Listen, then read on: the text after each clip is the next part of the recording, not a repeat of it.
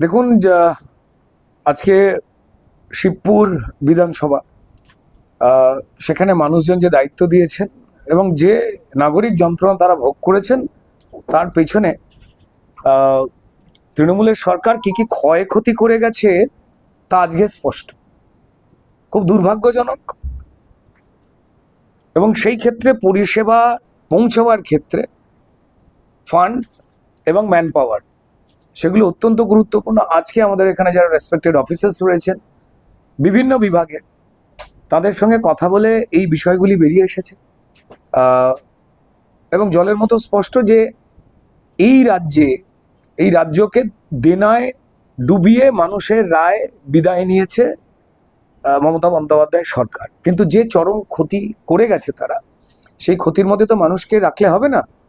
তো তাই যারা এখানে রেসপেক্টেড ইঞ্জিনিয়ার্স রয়েছেন, অফিসার্স যারা রয়েছেন, প্র্যাকটিক্যাল বিষয় মানুষের চাহিদা এবং যারা আমাদের সমাজকর্মীরা যারা সঙ্গে রয়েছে, একটা সমন্বয়ের জন্য আমরা এসে এই বিষয়গুলো তো বেরোলোই, এবং ধীরে ধীরে ঠিক কি কি ভাবে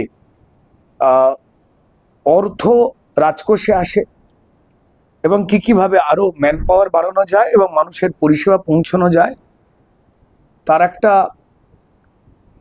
আলোচনার ধাপ তৈরি হল। প্রত্যাশা প্রচুর রয়েছে মানুষের, কারণ 34 বছর আগের এবং তারপরের 15 বছর মানুষ পাননি।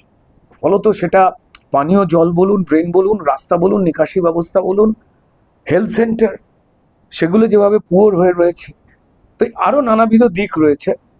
এবং সত্যি সামনে বর্ষা আসছে, তো ফলত ইমিডিয়েটলি মানুষকে কিভাবে রিলিফ দেওয়া যায় সেটা ভাবতে বর্তমান সরকার বদ্ধপরিকর। সম্মানীয় মুখ্যমন্ত্রী শুভেন্দু অধিকারী মহাশয়, তিনি এই বিষয়ে বারবার দায়িত্ব দিয়েছেন যে অরাজকতা তৈরি করা লোকজনেরা, স্বৈরাচার তৈরি করা লোকজনেরা, মানুষকে যারা প্রতারিত করেছেন, এই সিস্টেমটার বদল হবে। এবং সেইভাবেই অত্যন্ত বুদ্ধিমত্তার সঙ্গে আমাদের কাজ এগোতে হবে। বর্ষার আগে যতটা রিলিফ দেওয়া প্র্যাকটিক্যালি সম্ভব হয়, সেই কাজ ভাবতে আমরা বদ্ধপরিকর। এবং রেসপেক্টেড যারা অফিসার্স রয়েছেন, ইঞ্জিনিয়ার্স রয়েছেন, বিভাগের সমস্ত দায়িত্বশীল যারা ব্যক্তি রয়েছেন, তারা এটা স্পষ্ট করে জানাচ্ছেন। আমার নিজের মনে হয় যে আগামীকাল প্রশাসনিক বৈঠকে জেলাতে সম্মানীয় মুখ্যমন্ত্রী আসছেন, তিনি নিশ্চয়ই কিছু বিষয় আলোকপাত করবেন এবং আমাদের দিশা দেখাবেন। কখনোই যেভাবে মানুষকে প্রতারিত করেছে আগের সরকার, লুট করে গেছে, তার ঠিক উল্টো দিকে মানুষের পক্ষ নিয়ে তিনি নিশ্চয়ই কোনো বার্তা দেবেন।